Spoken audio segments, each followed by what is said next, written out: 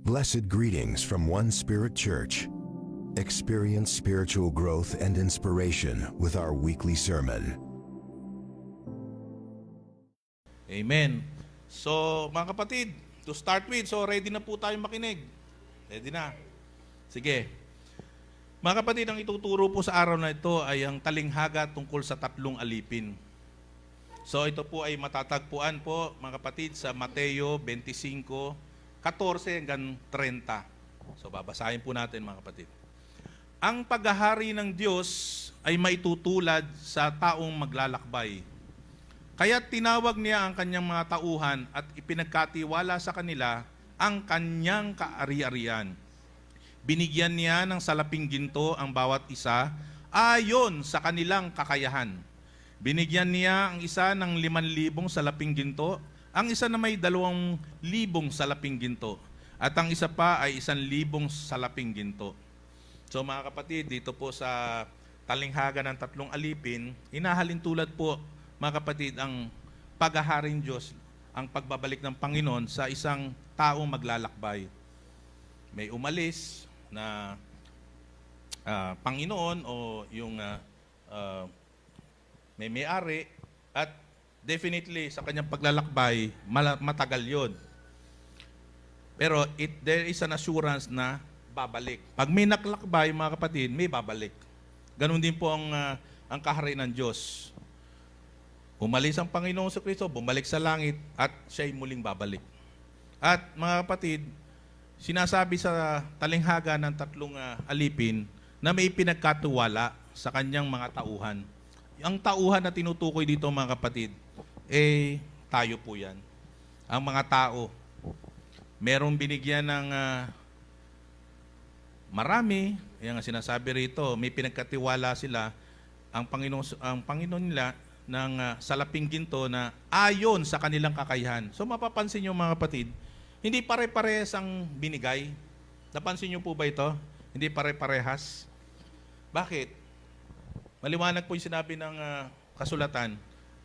Because nakadepende po yun sa kanilang kakayahan.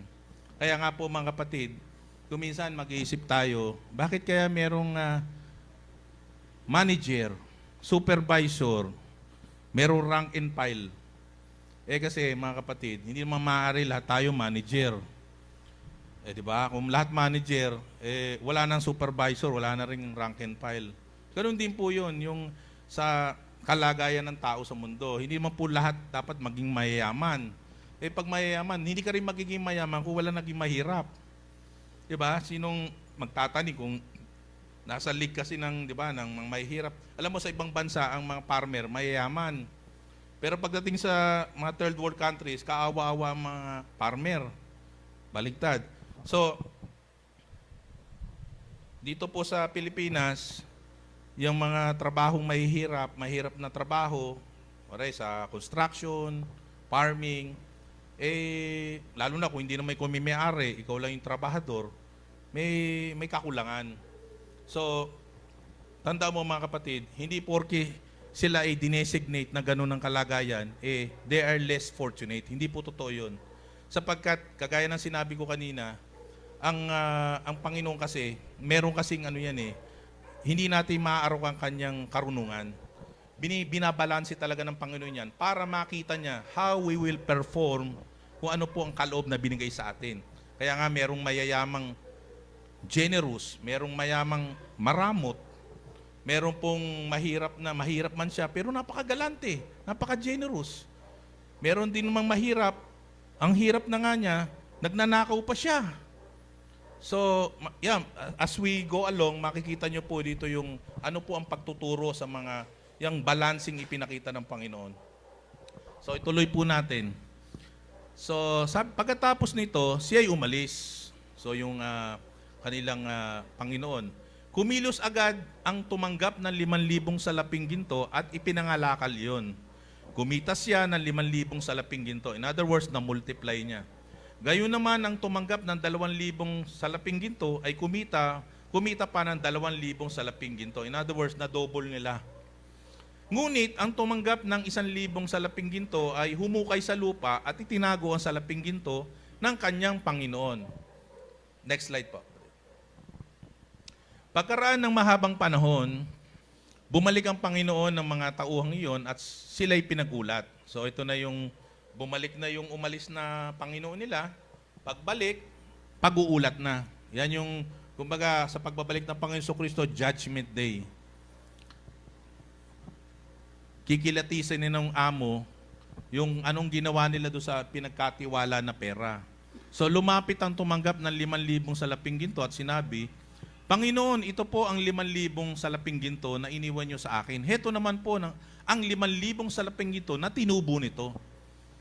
So, ano to? Talagang ano siya very ano siya, yung elated siya nung sinabi niya sa Panginoon dahil na-double niya. Yung pinagkatiwalaan 5,000, nagkaroon pa ng another 5,000. So, sinabi sa kanya ng Panginoon, magaling, tapat at mabuting lingkod. Halika, samahan mo ko sa aking kagalakan. May reward po yan, mga kapatid. Dito pa lang sa parabolang ito, sa talinghaga to, may reward na natanggap yon. Naging tapat ka sa kaunting halaga, kaya gagawin kitang tagapamahala ng malaking halaga. Alam mo mga kapatid, ito kasing ang Panginoon po kasi natin, sinusubok po ang bawat isa sa atin kung ipagkakatiwala sa atin ang kanyang mga kaloob. Kaya yung minsan meron sa atin nangangarap na yumaman. Kailan kaya ako yayaman? Kailan kaya ako magkakastart ng business? Mga kapatid, madaling mangarap. Pero ang tanong, ikaw ba handa na? Ikaw ba ready na? Meron ka, equipped ka na ba? May proper skill ka ba? May proper knowledge ka ba? Para magtayo ng negosyo. Alam mo mga kapatid, may mga pagtuturo po doon. Kailangan matuto ka muna sa baba.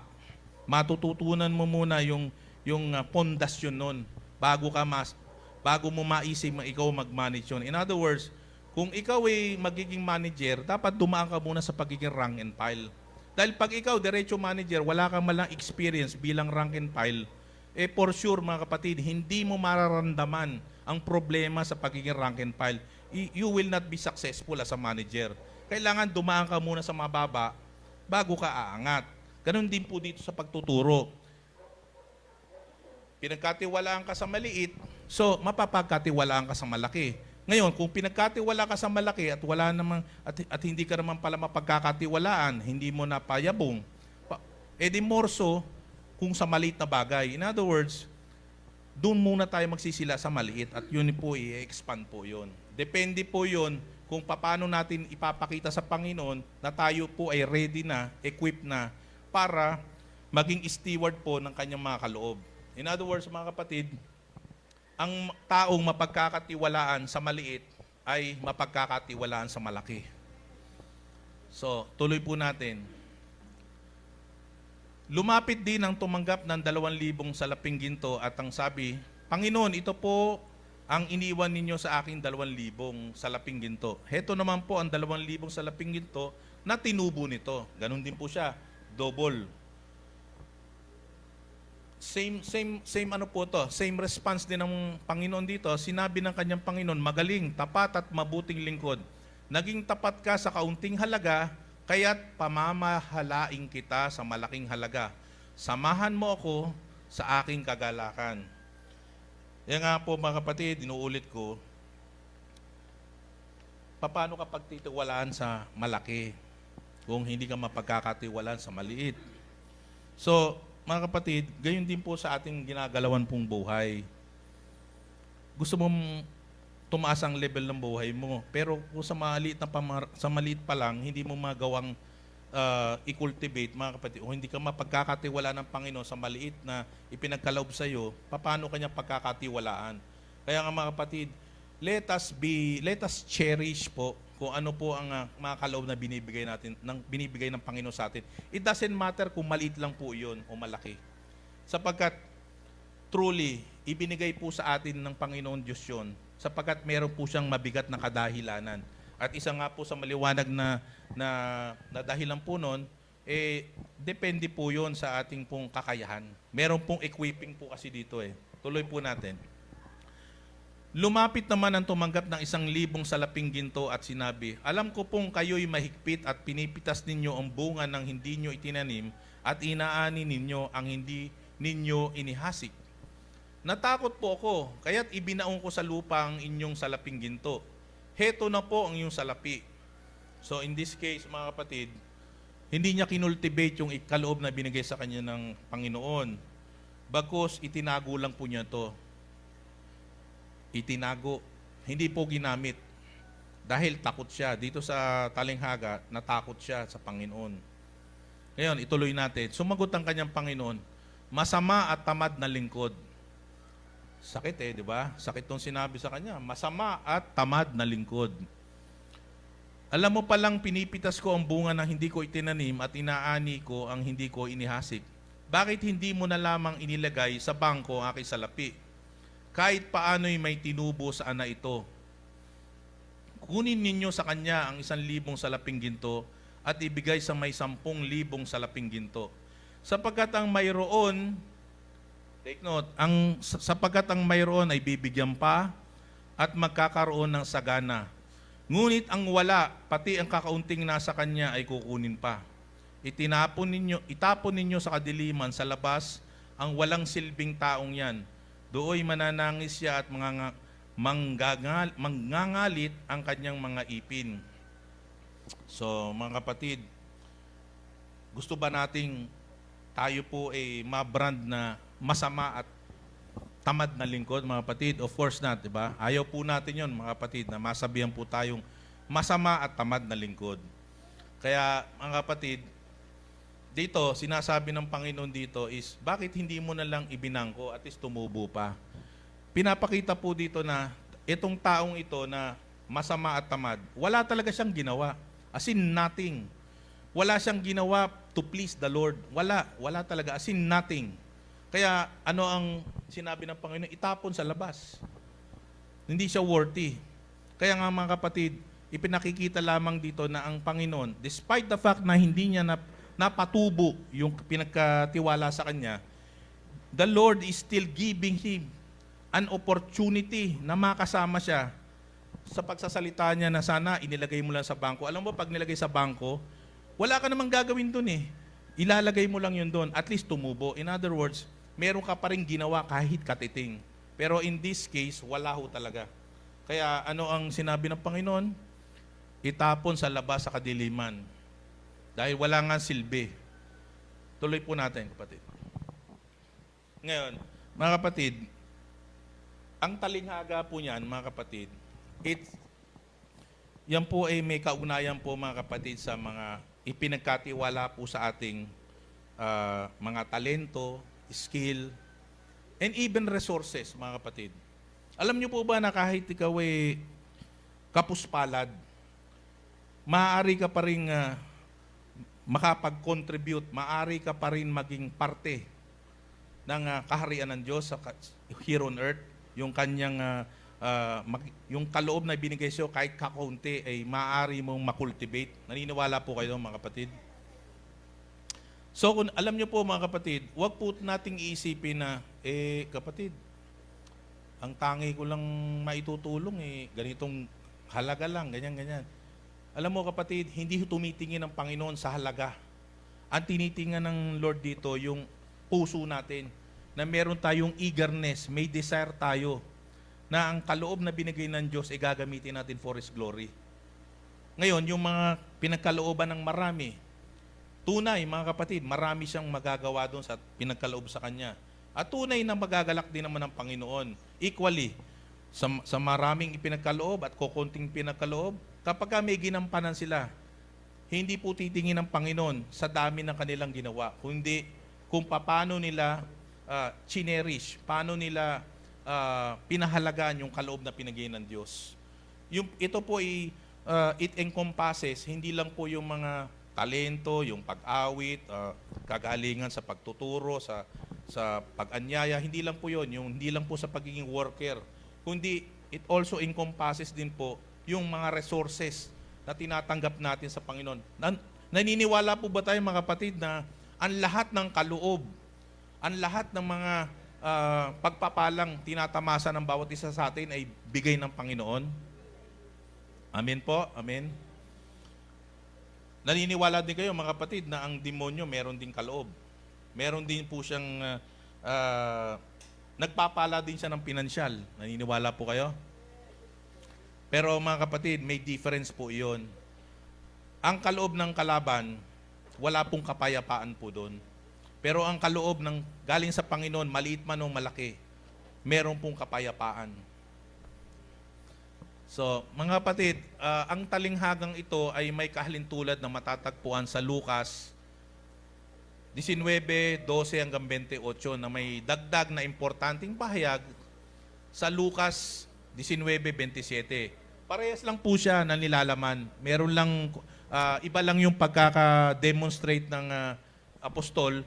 May naidagdag lang sa Lucas 19:27. Ito po yung sinasabi, mga kapatid. Subalit itong aking mga kaaway na ayaw ako maghari sa kanila, ay dalhin ninyo rito, patayin ninyo sila sa aking harapan. So mga kapatid, dito sa Lucas, meron hong tinutukoy dito ng mga kaaway na ayaw maghari ang Panginoon. Alam mo mga kapatid, ito po yung mga tao na talagang they totally departed from the Lord. Ayaw nila talagang kilalanin ng Panginoon. At alam mo, ito po ang kasasapitan ng mga taong ito. Alam mo po, tuksin talinghagang ito po ay ine-emphasize po ng Panginoon dito na babalik ang Panginoon. Sino po dito ang nagkakaroon ng isipin na ang tagal ng pangako to na babalik ang Panginoon, pero ba't hindi pa bumabalik? Meron ho ba rito nag-iisip ng ganon? Meron? Parang ang tagal yata. Alam mo mga kapatid, matagal na pong hinaing yan ng mga tao. Laging sinasabi, darating na ang Panginoon pero ang tagal. Tatapatin ko yung mga kapatid, ang bilang ng Panginoon hindi po katulad ng bilang natin. At mga kapatid, kung sinasabi man ng Panginoon na malapit na siyang dumating, mga kapatid, alam mo mga kapatid, wag po tayong titingin doon sa bilang. Ang tignan po natin, ang ine-emphasize po ng Panginoon dito, mga kapatid, kasi alam niyo po ang Panginoon, hindi po siya nagsabi kailan po siya darating, pero nagbigay po siya ng mga palatandaan. Alam niyo po bang palatandaan ng pagbalik ng Panginoon? Binigay po yan. Darating ang panahon na magiging malamig na ang mga tao sa Panginoon, magiging napakasama na ng mga tao, magiging maibigin sa sarili. In other words, lalayuan na lahat ng uri ng mabubuti. At kapag may total na po yung magkakaroon na ng paninikil sa pagsamba, at once na na-reach ng Bible, ng Word of God, ang the ends of the earth, tunay pong babalik ang Panginoon. Ngayon, sa araw na tinutukoy, wala po nakakaalam, mga kapatid, wala po nakakaalam. Pero hindi po tayo dapat titingin po doon sa sinasabing malapit na akong bumalik. Ang dapat ang ating pong maging pananaw is paghandaan po natin. Maging handa tayo all time sapagkat ang pagdating ng Panginoon Jesucristo parang magnanakaw. Darating siya na hindi mo nalalaman. Pwedeng bukas, pwedeng mamaya, sapagkat lahat na po ng mga sinyales na ganap na. Ang iniintay na lang po natin yung matinding kapighatian. Magkakaroon po kasi ng matinding kapighatian na hindi pa nangyari sa buong sanlibutan. Alam mo, pag sinabing hindi pa nangyayari sa buong sanlibutan, mga kapatid, pag samasamahin mo na lahat ng pinaka-trahedya na ganap sa buong mundo, hindi incomparable po, incomparable. Kasi nga, sinasabi doon, hindi pa nangyari sa buong sanlibutan. So kahit isipin mo man lamang mga kapatid, ayaw mo nang isipin. Di ba? Kaya nga mga kapatid, anong tinuturo ng Panginoon? Maghanda tayo. Dito sa ating pong talinghagang ibinaba ngayon, itinuturo po sa atin dito ang kahalagaan ng paghahanda. Itinuturo po sa atin ang kahalagahan na ang kaloob na ibinigay sa atin ng Diyos ay ating pong pagtibayin, ating pong gamitin, ating pong i-cultivate. Hindi po natin ito itatago, hindi po tayo iiwas. Kasi po mga kapatid, the moment na ginawa natin yun, umiwas tayo, itinago lang natin. Nakita nyo mga kapatid, ang sinabi ng Panginoon, hindi worth yun, palayasin nyo. Gusto po ba natin makasama po tayo sa mga taong pinalayas ng Panginoon sa kanyang harapan? Hindi po.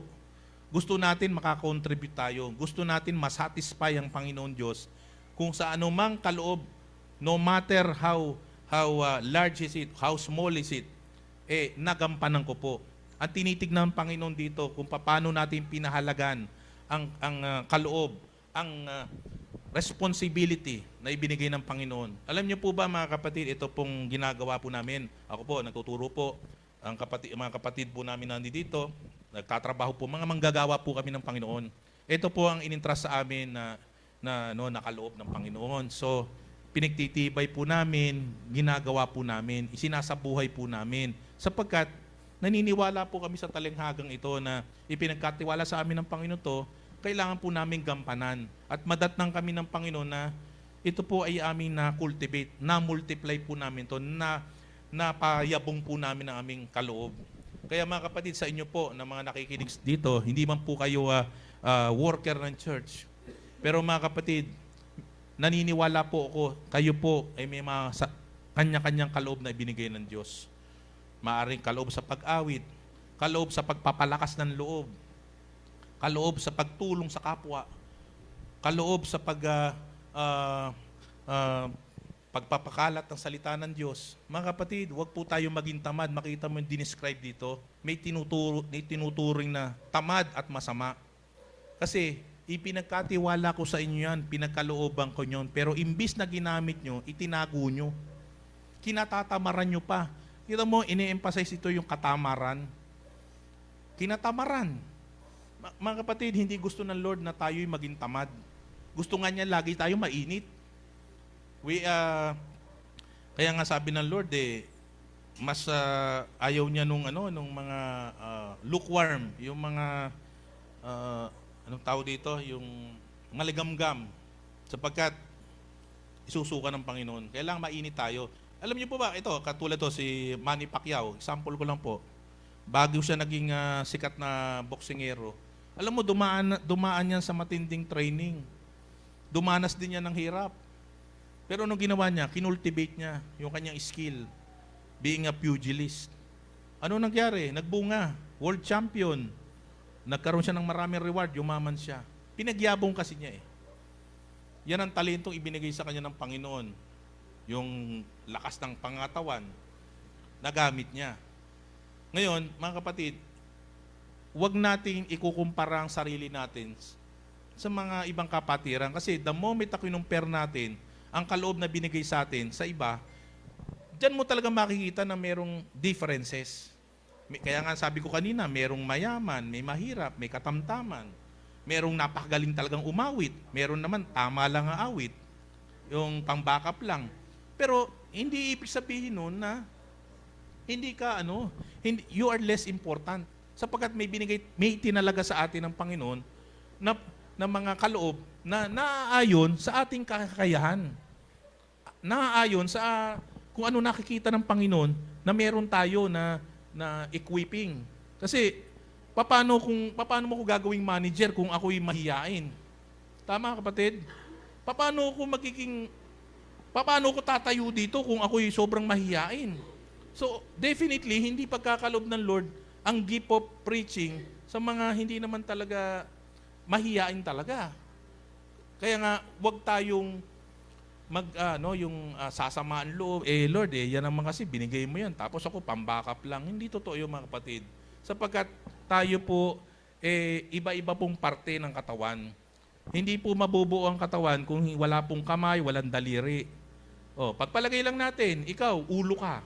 Di syempre, ang taas naman ng nasa iyong brain, nasa iyong mata. Ako, kuko. Ibig sabihin, less important ka. Hindi. Pagka walang kuko, alien na itsura mo noon. Ang pangit ng itsura.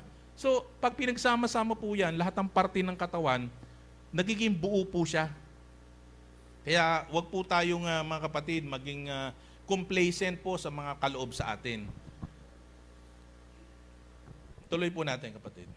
Ngayon, mga kapatid, may siyam na importanteng mga kapahayagan sa nasabing talinghaga ng 3 alipin. So, ito, bibilisan ko lang mga kapatid. Unang importanteng kapahayagan, isa-isay na hihimay-himay natin. Unang-una, ang darating na paghahari ng Diyos na maitutulad sa taong maglalakbay. So definitely mga kapatid, babalik ang Panginoon. Babalik po siya. That is an assurance mga kapatid, babalik. Umalis man ang Panginoon, nung siya'y pumanik na sa langit, babalik ang Panginoon. Katunayan mga kapatid, para lang sa inyong, for your information, even the Muslim, naniniwala po siya na may babalik ang Panginoong Hesukristo. Bagaman ang turing niya kay Kristo ay propeta lamang, yun nga po yung ironic sapagkat sa kanilang Quran, pinaniniwalaan din nilang babalik ang Kristo. Pero ang pangalan ng Kristo nila, yung iba po, hindi po katulad sa atin. Isa.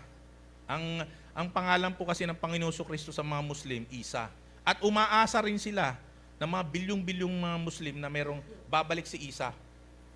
At tayo ring mga Kristiyano, umaasa tayo ng Panginoong Jesus Christ babalik. Ang pinagkaiba lang po, nagkamali lang po ang mga Muslim sapagkat ang babalik na tinutukoy niya is Antichrist. Yun po yung Antichrist, yung isang yun. Pero siyempre, sa kanila, dahil bulag sila, ang pinaniniwalaan nila, yun ang tunay na Kristo. So tayo naman, naniniwala rin tayo na may bababa na Antikristo. So anyway, hindi po yun ang topic. Sinasabi ko lang po sa inyo na talagang babalik ang Panginoon Kristo. At malapit na. Mga kapatid, malapit na po yan because lahat ng senyales ng pagbabalik niya, andito na. Kahirapan. Ang mga tao, malamig na kay Lord. Hindi nga katulad nung una. Ngayon, ang mga tao, ang tutok, cellphone lang eh. Okay lang sana kung tinitignan sa cellphone yung mga Word of God. Hindi eh. Puro mga pornography, kung mga games. Iba na, dinidistract na talaga ang mga tao away from the Lord. At ang mga tao ngayon, talagang yung survival of the fittest. Talagang lahat ng tao gustong mauna, gusto yumaman. Iba na po ang pananaw, hindi na po spiritual, kundi puro material na bagay. Ngayon, mga kapatid, ano po ang mga verses in the Bible that will support na darating ng Panginoon? So, sa Pahayag 22:7, ito sinasabi ni Jesus, makinig kayo, darating na ako. Pinagpala ang sumusunod sa mga salita ng propesiya na nasa aklat na ito. So, ito pong binababa natin, mga propesiya sa aklat na ito. So, darating na ako. Sabi ni Kristo yan, galing sa bibig niya yan. Sa Mateo 24:42,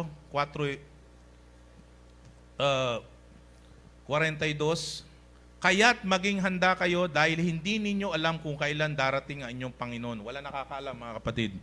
But definitely, He will be coming back. At ang ine-emphasize ng Lord, maghanda na po tayo.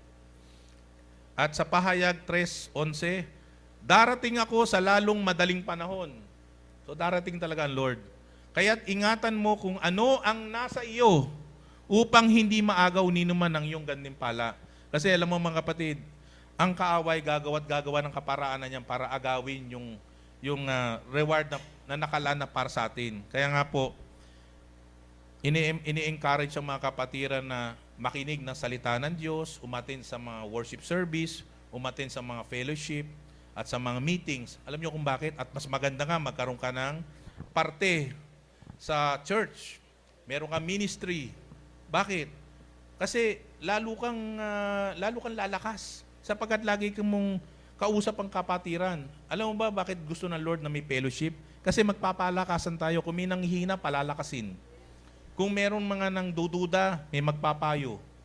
Kasi pag nag-solo ka, mga kapatid, feeling mo na, you are very confident na kay Lord ka. Mga kapatid, you are deceived.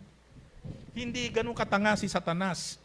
Ang si Satanas, gigil na gigil yan na maagaw ang bawat isa sa atin. Alam niyo po ba yon? Ito lang pagpunta nyo rito, pahirapan pa eh. Mga kapatid, gagawa ng paraan si Taning para hindi kayo makarating sa worship service. Gagawa ang si Taning para hindi makarating ng mga brothers and sisters.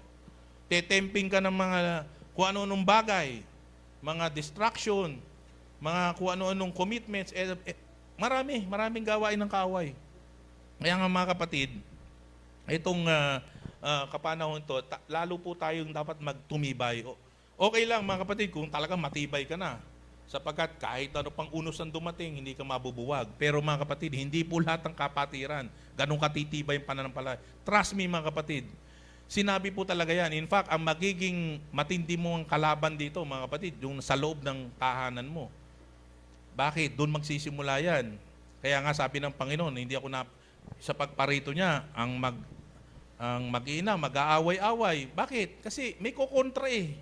May kukontra, kaya nga napakapalad nyo pag ang buong pamilya nyo naglilingkod sa Diyos. Walang kukontra. Pero ang kontra talaga manggagaling sa loob ng pamilya. Kaya mga kapatid, ini-emphasize lang po dito mga kapatid na talagang darating ang Panginoon. Kaya maghanda na po tayo, we prepare ourselves na hindi po maagaw ng kaaway. Kasi wag po tayo sanang datnan sa kalalagayan mga kapatid na tayo po ay nanlalangmaya, nanlalambot, napanghihinaan, o inactive, o tuluyan ng umalis na sa fellowship. Mga kapatid, wag po sana tayong datnan. At ang nakakatakot po dahil yung sinabi ng Lord na itinuring niyang mga tamad at masasama. Alam mo, Lord, kasi simple lang ang hinihiling niya. We have 7 days in a week. Isang araw lang hinihiling ng Lord na para sa Kanya. At hindi ko na kailangan emphasize po ito. Sabado. Kanya ito. This is a holy day. Kailangan ibigay natin sa Kanya ito no matter what. Pagpapalit mo ba ang Sabado sa Panginoon? Hindi, of course not. Kasi ang Sabado, ang Kanyang panahon, para sa Kanya ito Ang lakas natin ng loob na maghihingi kay Lord. Pero yung araw niya, hindi natin mapagbigyan. Di ba mga kapatid? Ito, ibinababa po ito mga kapatid to encourage each and every one of us na igalang po natin ang kanyang araw. Igalang po natin mga kapatid ang ating pagsamba sa Diyos. Sapagkat ang pagsasamba sa Diyos, isa pong kaparaanan po na talagang mahalaga po ang Diyos sa buhay natin. Sinasabi po natin, seek ye first the kingdom of God and all His righteousness. Di ba? Isa na po itong palatandaan na yung ating pong pagsamba, hindi po natin pinagpapaliban. Kaya mga kapatid, ito po yung magsilbi pong aral po sa mga kapatiran na huwag po natin kaliligtaan ang pagsamba. Ang pagsamba po, hindi po ito'y seremonyal lang. Hindi po. Ito po'y gawaing mabuti. Sapagkat ang Lord tunay na lululugod. Ito lang po yung kaparaanan para ang Lord, yung kanyang galit, mapawi. Nagagalit na nga Lord sa ibang mundo Binabastos ang Panginoon sa social media, concert, kung ano-ano. Tayo rito, nagsasamba sa Kanya. Hindi po kayo natutuwa na ang paningin ng Diyos nakatingin sa atin? Hindi malayo. Sa kanila, ang lalayo ng Lord. Ayaw nga silang lingkunin Sabi ng Lord, yung mga masasama. Ang kanilang mga paglilingkod sa akin, hindi siya natutuwa. Tatalikuran pa ng Lord yun. Pero tayo naglilingkod ng tunay sa Panginoon. Sinasamba natin siya sa Espiritu at katotohanan.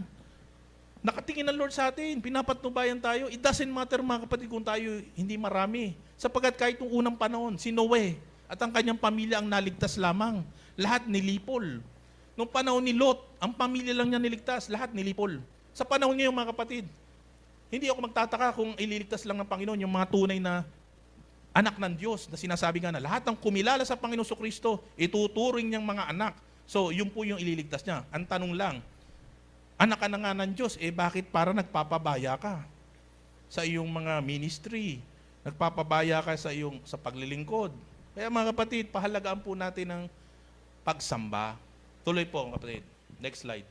Ikalawa, ipinagkatiwala ng amo ang kanyang ari-arian sa kanyang mga tauhan. So, mga kapatid, may stewardship dito. May pinagkatiwala sa atin.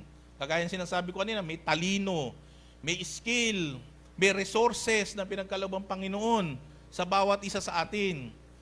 Ang sabi nga rito sa 1 Pedro 4:10, bilang mabubuting katiwala ng iba't ibang kaloob ng Diyos, gamitin ninyo sa kapakinabangan ng lahat ang kakayahang tinanggap ng bawat isa sa inyo.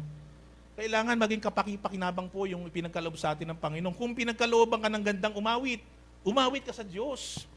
Mag-engage ka sa worship service. Kung ikaw may kaloob ka sa pangangaral, huwag kang matakot. Tumayo ka sa pulpito. Mangaral ka. Ba't mo itatago? May skill ka, binigay ka ng kalooban ng Lord. Gamitin natin ito sa kapakinabangan ng Lord. Marami kang pera. Itulong mo sa mga mahihirap. Huwag mong suluhin. At kung ikaw man ay mahirap, mga kapatid, yung iyong pananampalataya na sa kabila ng iyong payak na pamumuhay, nagiging sisilbing ilaw ka ng mga tao sa paligid mo na hindi man ako salat man ako sa material na bagay, ngunit ang panampalataya ko sa Panginoon ay sintikas ng bakal. Gamitin mo yon para sa kapakinabangan ng mga tao. Ipakita mo sa Lord, mga kapatid, kahit po wala tayong pera, sasampahin pa rin natin ang tunay na Diyos, na Espiritu sa katotohanan. Wala pong makabalakid sa atin ng mga bagyo, kalamidad, gutom, wala. Yan po ay kapakinabangan po yun ng mga tao. Hindi po excuse na dahil wala kang talento, maliit lang ang pera mo. Hindi po mga kapatid. Bawat isa sa atin, binigyan ng Panginoon Diyos ng kaloob na magagamit po natin sa kapakinabangan ng mga tao. Hindi lang po concentrated ito sa mga kapatiran, kundi sa lahat ng tao. Dahil may obligasyon tayo, mga kapatid, na ang mga taong nasa labas ay ating pong akayin. Sabi kasi ng Panginoon, meron din naman akong mga tupa na wala sa kanyang hawla. Inaatasan tayo. Tulungan din natin, hanapin natin ang mga nawawala. Anong nangyayari sa atin? Contented na lang tayo dahil tayo tinawag na. Paano naman yung mga sa labas? Sabi ng Panginoon, paano naman yung mga tupang nawawala? Paano may tupang nasa labas ng hawla? Marami rin haharbisin tayong mga tao. Ang tanong, kulang ang mananabas. Kulang ang mga worker sa field. Mga kapatid, hindi tayo pwedeng mga kapatid na iatang lang natin sa isa, dalawa, tatlong tao. Hindi po mga kapatid. Each and every one of us have an obligation, mga kapatid. Tayo po ay inaatasan ng Panginoon na maging worker. Meron tayong mga kaloob na ipinigay ng ang Panginoon. Tuloy po. Sa unang Korinto 4:2, ang katiwala ay kailangan maging tapat sa kanyang Panginoon. So, tayo po ay mga katiwala, mga steward po tayo ng kanyang mga kaloob. So, ang Panginoon, umaasa po sa atin ng katapatan. Mga kapatid, tatanungin ko po kayo, tayo po ba'y tapat sa mga kaloob ng Diyos? Tapat po tayo, mga kapatid. Kung naniniwala po tayo sa salita ng Diyos, sinabi po rito, umaasa po ang Panginoon sa mga katiwala niya ang kanilang katapatan. We cannot mock God. Hindi po natin tayo makapagtatago kay Lord. Kahit na anong excuse pa natin sabihin nito, mga kapatid, alam ng Lord ang dahilan mo, ba't ka umiiwas. Do not mock God. Kaya mga kapatid, kung nakilala mo na, alam mo na, gawin mo na. Huwag kang mahihiya. Alam mo, mahihiya ka,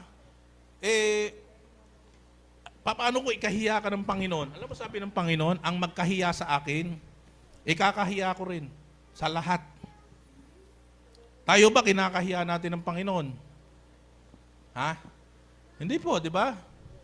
In fact, proud nga tayo sa ating ginagawa eh. Diba? Ako, mga kapatid, sa totoo lang, tatapatin ko kayo.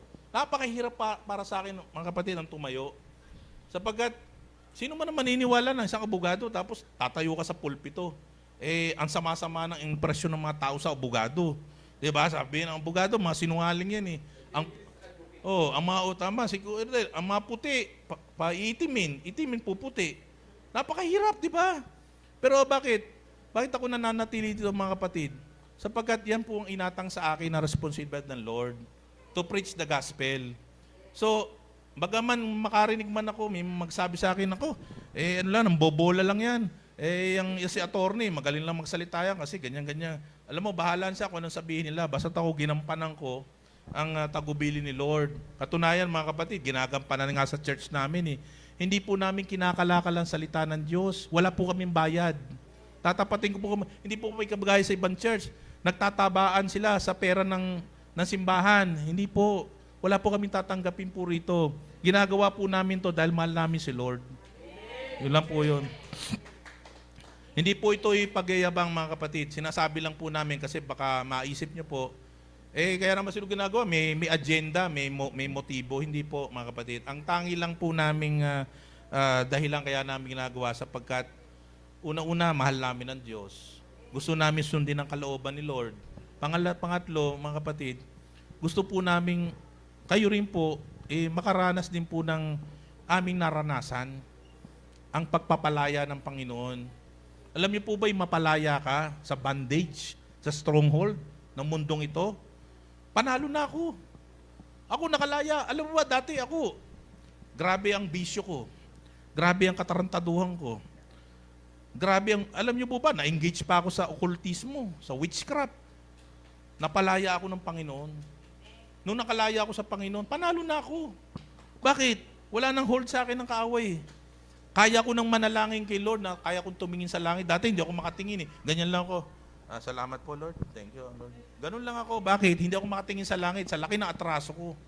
Ngayon, dahil napakawalan na ako, nakakatingin na ako. Alam mo bang, napakapalad ng mga tao pag tayo nakakalapit sa Panginoon, nakakatingin tayo ng diretso sa langit.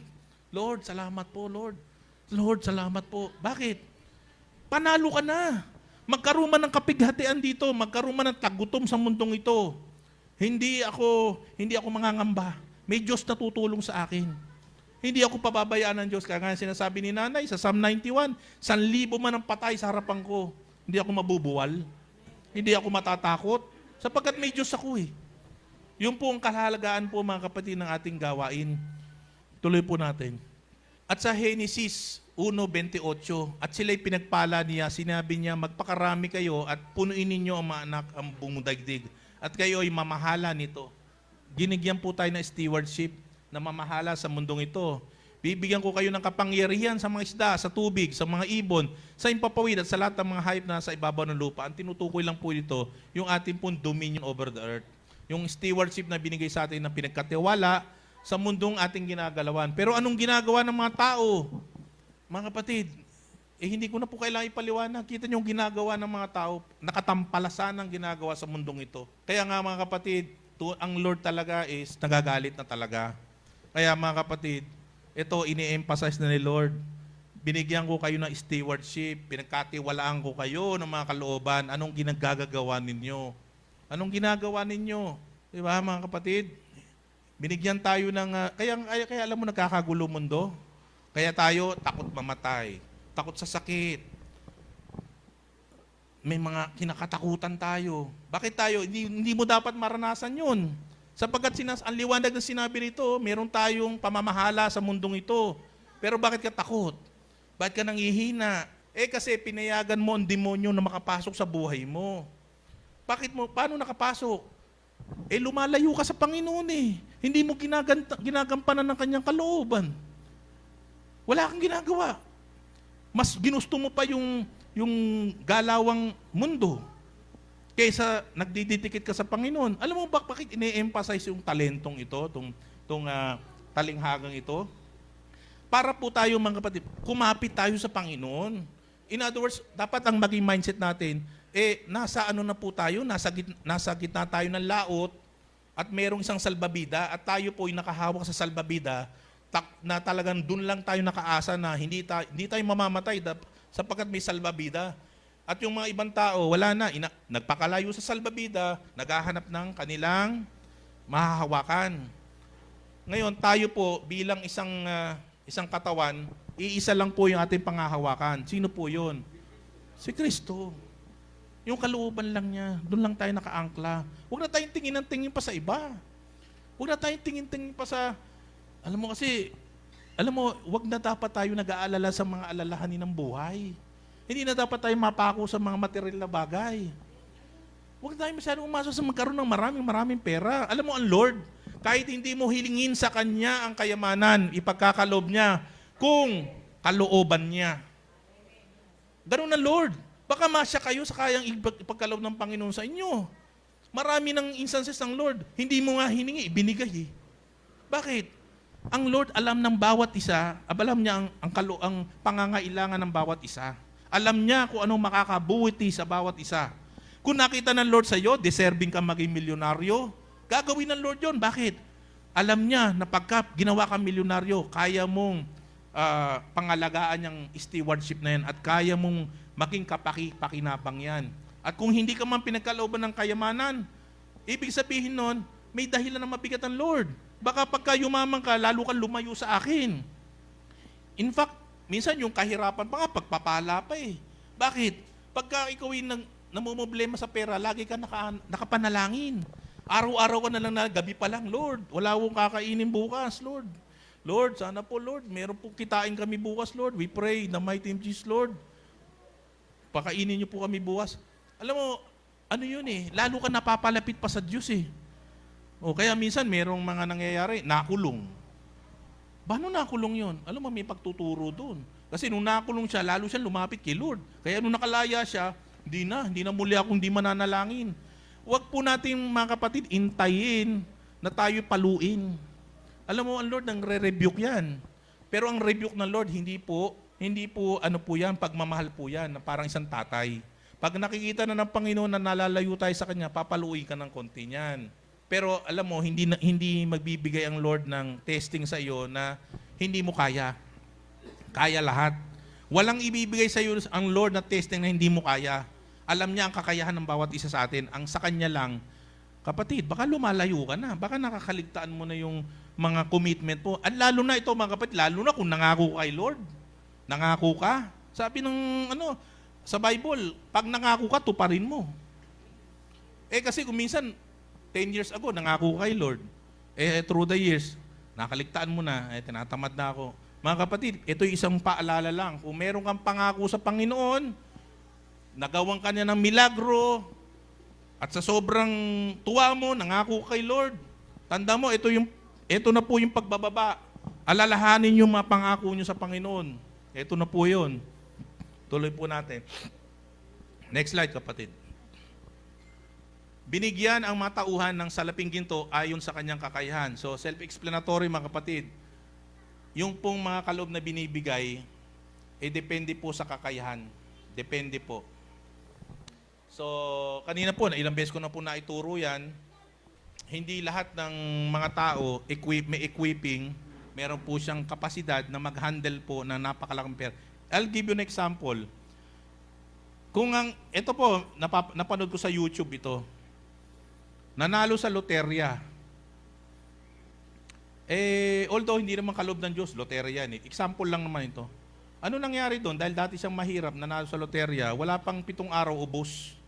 Kasi nga hindi siya equipped na mag-handle ng ganung kalaking pera.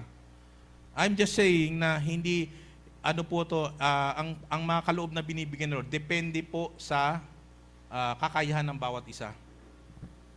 So sa Roma, ito po mga kapatid, iisa-hisain po dito kung ano itong mga kaloob na ito. Sa Roma 12, 6 hanggang 8. Tumanggap tayo ng iba't ibang kaloob ayon sa kagandahang loob ng Diyos. Kaya't gamitin natin ang mga kaloob na iyan. Gamitin, mga kapatid, hindi po itago, gamitin. At ito pong kaloob na to ayon sa kagandahang loob ng Diyos. Kung ang ating kaloob ay pagsasalita ng pahayag mula sa Diyos, magpahayag tayo ayon sa sukat ng ating pananampalataya. Tuloy. Kung paglilingkod ang ating kaloob, maglingkod tayo. Magturo ang tumanggap ng kaloob sa pagtuturo. Magpalakas ng loob ang may kaloob sa pagpapalakas ng loob. Kung pagbibigay ang inyong kaloob, generosity. Magbigay kayo ng buong puso.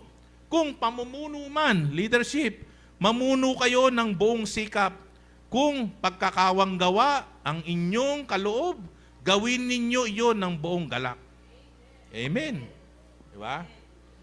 Iba-ibang kaloob, ano? Ikaw ba gusto mo makuha lahat yan, kaloob na yan? Sarap, di ba? Sarap niya makuha yung buong kaloob na yan. Pero mga kapatid, may sacrifice dyan. Physically, nakakapagod yan. Pero alam niyo ba si Apostol Pablo nung siya'y nasa lupa? Alam mo, gustong-gustong pa nga niya, nahihirapan siya . Yung thorn in the flesh. Gusto niya talaga napapagod siya. Bakit? Sa tindi ng ginawa sa kanya ng Panginoon. Imagine mo, isang kumalaban sa Panginoon. Marami siyang napatay dahil sa pag-uusig niya sa iglesia noon. So anong ginawa ng Apostol Pablo para makabawi siya sa Panginoon? Walang takot. In fact, hindi na niya siya natatakot mamatay. Kaya ganun siya ka-feisty. Ganun siya katapang, ka-dominant noong panahong yun. Kaya nakabangga pa nga niya ang Apostol Pedro. Sapagkat sa sobrang dedikasyon ng Apostol Pablo, nasermonan pa niya si Pedro. At ang Apostol Pedro naman, dahil sa ipuspos ng Banal na Espiritu, hindi po siya nagalit. Alam niyo po, pag po tayo napapagalitan, nare-rebuke, huwag po tayong onion skin. Tayo po mga kapatiran, pwede po tayo magpayuhan, pwede kitang paalalahanan. Alam mo kasi kapatid, kapag hindi ka na pinapaalalahanan, hindi ka na nire-rebuke, ibig sabihin wala ka ng kwenta. Ibig sabihin walang pagmamahal sa'yo. Kaya nga sa mag-asawa, kapag hindi ka na pinapansin, matakot ka nun. Pag ang babae, talak ng talak, matuwa ka nun. Ibig sabihin nun, may, ano yun? Kasi ang babae kasi, ma-emotion yan. Minsan yun lang way niya para maipakita yung pagmamahal niya, tatalakan ka niyan.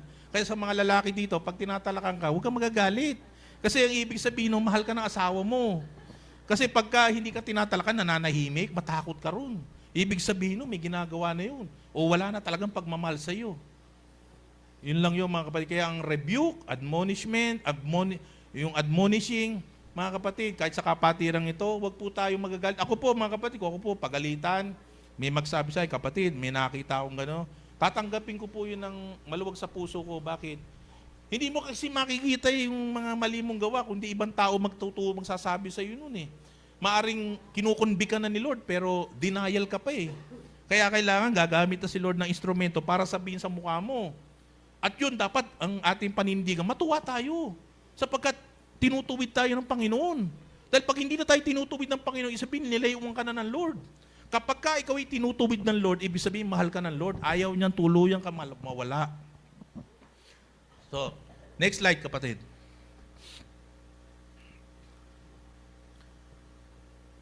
Yung pala yung continuation. So, para sa ikabubuti ng lahat, ang bawat isa'y binibigyan ng patunay na nagpapakitang nasa kanyang espiritu. Ang ilan sa atin ay napagkalooban ng kakayahang magsalita ng mensahe ng karunungan, ang iba naman ay pinagkalooban ng kaalaman. Subalit iisang espiritu ang nagkakaloob nito. Ang espiritu ring iyon ang nagkakaloob sa iba ng pananampalataya sa Diyos at sa iba'y ang kapangyarihang magpagaling sa mga may sakit. So mga kapatid, kung meron ka pong gift of healing, huwag po natin itong ipagdamot. Kung pinapakaramdam na sa iyo ng Panginoon na ang iyong panalangin dinirinig Diyos, di ba naituro ko na po ito 2 weeks ago, na ang panalangin ng mga matutuwid ay dinirinig ng Diyos. At tunay, pag ikaw ay matuwid, ipapakita ng Diyos sa iyo ng bawat panalangin mo didinggin. At pag ipinanalangin mo may sakit, gagaling yan. Lalo na kung yung may sakit, may pananampalatayang isa'y gagaling. Kaya wag po natin ipagdamot, kapatid. Kung ikaw ay righteous, alam niyo, right, wala namang makapagsasabi na tayo righteous. It is only Jesus Christ who is righteous. Kaya lang, we were made righteous in the eyes of God because of our belief in the Lord Jesus Christ. Kaya nga natawag tayong mga anak ng Diyos sapagkat kinilala natin ang anak ng Diyos. So, sa Exodo, mga kapatid, ito po sinasabi, Exodo 35:10, at pumarito ang bawat matalino sa inyo at gawin ang lahat ng inuutos ng Panginoon. Ano ibig sabihin nito, mga kapatid? Hindi lahat pinanganak na matatalino. So, hindi mo ibig sabihin, mga kapatid, na kung hindi ka masyadong matalino, less important ka na. Ang sinasabi lang ng Panginoon dito is, kung matalino ka, mas mataas ang responsibilidad na ibibigay ko sa iyo. Alam niyo po ba, pagka mas matindi ang kaloob, mas matinding responsibilidad. Alam niyo po ba yon? Kaya ako minsan, konti lang binibigay sa'yo dahil, kita Lord, baka mapagod ka. Baka ito'y ma-burn out. Di ba? Baka lalo kang mawala ng gana. So si Lord, ganun siya ka-compassionate, inaalam niya ang bawat isa sa atin. Alam niya basang-basa niya ang bawat isa sa atin, ano lang kakayahan ng bawat isa. Kaya sabi nga niya, yung kaloob, depende sa kakayahan mo. Kasi ito, yung matatalino, lumapit. Kasi may ipagagawa sa kanya Papuntahin mo. Kaya kung ikaw, napakagaling mo umawit, halika na rito, kapatid.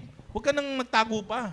Ipakita mo gamitin mo ang boses mo sa kaluwalhatian ng Panginoon. Kung may kakayahan kang mag-spread ng gospel, gawin mo, kapatid. At kung ikaw naman meron kang kaloob ng kayamanan, mga kapatid, magagamit mo ito sa pagtulong sa mga dukha. Maitutulong mo ito sa pagpapalaganap ng salita ng Diyos. Bumili ka ng Bible. Palaganap natin, ibigay. Hindi masasayang ang pera mo. Madulugod pa ang Lord sa iyo. Diba? Tuloy po, kapatid. Panlima, mabuti at masipag, maagap na tauhan, alipin. So mga kapatid, merong dinidescribe dito ng dalawang klase ng mga tao. Isang mabuti at masipag na tauhan. At meron mamaya sa number 5, masama at tamad. So, kapatid, saan nyo gusto? Of course, dito sa mabuti at masipag. Tama? Tama. So, sa Juan 12:26, ito sinasabi, ang sino mang gustong maglingkod sa akin ay dapat sumunod sa akin. At nasaan ako at naroon din dapat siya. Ang sino mang naglilingkod sa akin ay pararangalan ng Ama. Imagine mga kapatid, ang sino mang naglilingkod sa akin ay pararangalan ng Ama. May reward talaga sa Father, mga kapatid. At ang sino mang gustong maglingkod kay Lord, sumunod sa Kanya. At kung saan, nandoon siya. In other words, yan yung mga ginawa ng mga apostol noon. Kahit saan magpunta ang Panginoon, sunod na sunod. Para silang mga kung nakita mo yung duck, yung mga chicken, di ba? Yung mga kanyang chicks, sisiw niya. Kahit saan magpunta, sunod-sunod. Kahit umakyat, bumaba.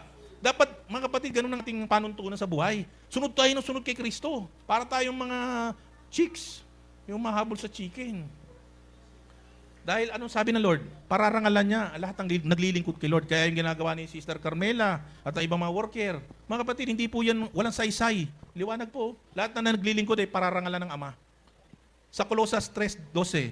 Kaya nga, dahil kayo'y hinirang ng Diyos, mahabagin, mabait, mapagkumbaba, mahinahon, at mapag-is. Mga kapatid, ito po, kaya po binaba itong Colosas 3:12. Mga kapatid, it describes din kung ano po ang ibig sabihin ng mabuti at masipag. Ano sabi po dito? Mahabagin, mabait, mapagkumbaba, mahinahon, at mapagtiis. Mga kapatid, tayo ba pagka nakaranas ng problema, mga kapatid, nagtatampo ba tayo kay Lord? Dapat ba tayo magtampo? Pag hindi dininig ang ating panalangin, dapat po ba tayong magtampo? Pag nakakaranas po ba tayo ng kakulangan, dapat tayo magtampo kay Lord? Naalala po ba natin mga panahong puro mabubuti ang ginagawa ng Lord sa atin? Di ba? Ang saya-saya natin. Pero pag hindi na mabuti, hindi na tayo masaya, dapat masaya tayo. Kagaya ni Job, sabi ni Job, mabuti o masama, sambahin ang pangalan ng Diyos, ang mabuting pangalan ng Diyos. Mapagtiis, mga kapatid. Mga kapatid, aral po ito. Hindi po, mga kapatid, porke tayo nakaranas ng hindi maganda sa buhay, tatama rin na tayo. Hindi po porke hindi natupad yung ating mga hinihiling kay Lord, tatama rin na tayo. Mga kapatid, may mga kalaban tayo sa mundong ito. Ang diablo.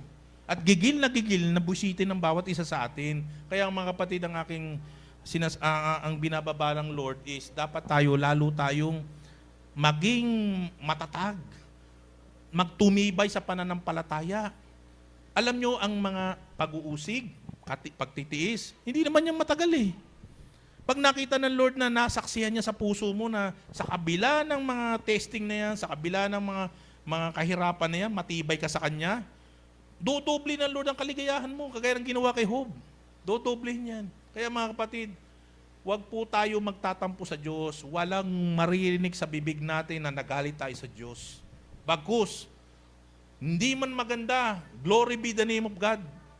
Ganun na sasabihin natin. Dahil sa salitang yan, tunay na nalulugod ang Lord. Nalulugod siya. Tuloy po natin. Sa Lucas 6:46, bakit ninyo ako tinawag na Panginoon, Panginoon, gayong hindi naman ninyo tinutupad ang sinasabi ko? So, bakit ibinaba po yung versikulong yan? Sapagkat isa pong description ng isang mabait at matuwid na tauhan o alipin is tumutupad sa mga sinasabi niya. Kahit tinatawag mo kong Lord, Lord, di mo naman tinutupad ang tagubilin ko, ang mga sinasabi ko, useless, mga kapatid. Kailangan din natin. May inuutos ang Panginoon sa atin, gawin natin. Next slide, kapatid. Eto, gigisingin ko kayo ngayon dito. Kasi kayo magsasalita. Kasi masakit na ang bibig ko, mahaba-haba to. Ang masama at tamad na tauhan. So, doon sa ating binaba, merong tinuring ang Panginoon na masama at tamad na alipin. Ngayon, ito ang description ng masama at tamad sa Biblia. So, mga kapatid, kayo po ang babasa. Pakilakas lang po. Basahin po natin lahat.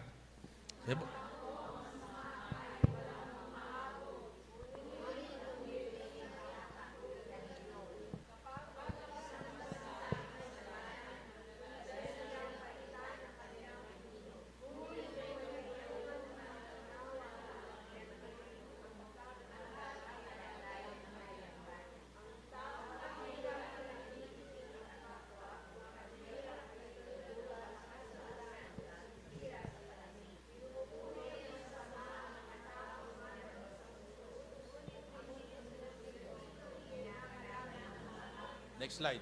Tuloy po, kapatid. Sige po.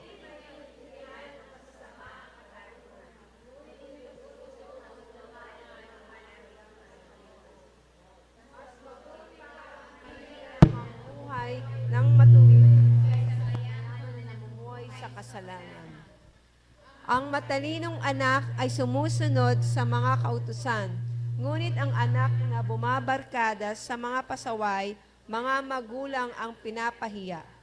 Kung yumaman ka sa pamamagitan ng patubuan, ang iyong kayamanan ay mapupunta sa matulungin sa mga nangangailangan. Ang taong hindi sumusunod sa kautusan, kahit panalangin niya ay kasusuklaman ng Diyos. Ang taong inililigaw ang matuwid para magkasala ay mabibiktima ng sarili niyang mga pakana. Ngunit ang taong namumuhay ng matuwid ay tatanggap ng maraming kabutihan. Iniisip ng mayayaman na napakarunong na nila. Ngunit alam ng taong mahirap na may pangunawa kung anong klaseng tao talaga sila. Kapag matuwid ang namumuno, nagdiriwang ang mga tao. Ngunit kapag ang pumalit ay masama, mga tao'y nagtatago. Hindi ka uunlad kung hindi mo ipapahayag ang iyong mga kasalanan. Ngunit kung ipapahayag mo ito at tatalikdan, kahahabagan ka ng Diyos. Mapalad ang taong laging may paggalang sa Panginoon, ngunit mapapahamak ang taong matigas ang ulo. Panganib sa mahihirap ang masamang pinuno, gaya ng mabangis na leon at osong naghahanap ng mabibiktima. Ang pinunong walang pangunawa ay lubhang malupit. Hahaba naman ang buhay ng pinuno na sa kasakiman ay galit. Ang taong hindi pinatatahimik ng kanyang budhi dahil sa pagpatay sa kanyang kapwa ay tatakas kahit saan hanggang sa siya ay mamatay. Huwag ninyo siyang tulungan. Ang taong namumuhay ng matuwid ay ligtas sa kapahamakan. Ngunit ang taong namumuhay sa maling pamamaraan ay bigla na lamang mapapahamak. Ang masipag na magsasaka ay sasagana sa pagkain, ngunit maghihirap ang taong nag-aaksaya ng oras niya. Ang taong tapat ay sasagana sa pagpapala, ngunit ang taong nagmamadaling yumaman ay parurusahan. Hindi mabuti ang may kinikilingan, ngunit may mga gumagawa nito dahil sa kaunting suhol. Nagmamadaling yumaman ang taong sa pera ay gahaman, ngunit ang hindi niya alam, patungo pala siya sa kahirapan. Pasasalamatan ka pa ng tao sa huli kapag sinaway mo siya ng tapat, kaysa panay ang papuri mo sa kanya kahit hindi nararapat. Ang taong nagnanakaw sa magulang at sasabing hindi iyon kasalanan ay kasamahan ng mga kriminal. Ang taong sakim ay nagpapasimula ng kaguluhan. Ngunit ang taong nagtitiwala sa Panginoon ay magtatamo ng kasaganaan. Hangal ang taong nagtitiwala sa kanyang sariling kakayahan. Ang taong namumuhay na may karunungan ay ligtas sa kapahamakan. Ang taong mapagbigay sa mahihirap ay hindi kukulangin, ngunit ang nagbubulag-bulagan ay makakatanggap ng mga sumpa. Kapag masama ang mga pinuno, ang tao ay nagtatago, ngunit kapag namatay sila, ang matutuwid ang namumuno. Amen. Amen. Yeah, matatagpuan niya sa Kawikaan 28:1-28. Mga kapatid, bakit ko po ibinaba po yan? Kailangan po maging maliwanag po sa atin ano po ang description ng masasama. So, siguro po, naintindihan niyo po ba yung mga nilatag ng Panginoon dito? Kung ano po ang masasama. Amen po? Naintindihan niyo? Naintindihan? So, hindi ko na po kailangan ipaliwanag yan mga kapatid.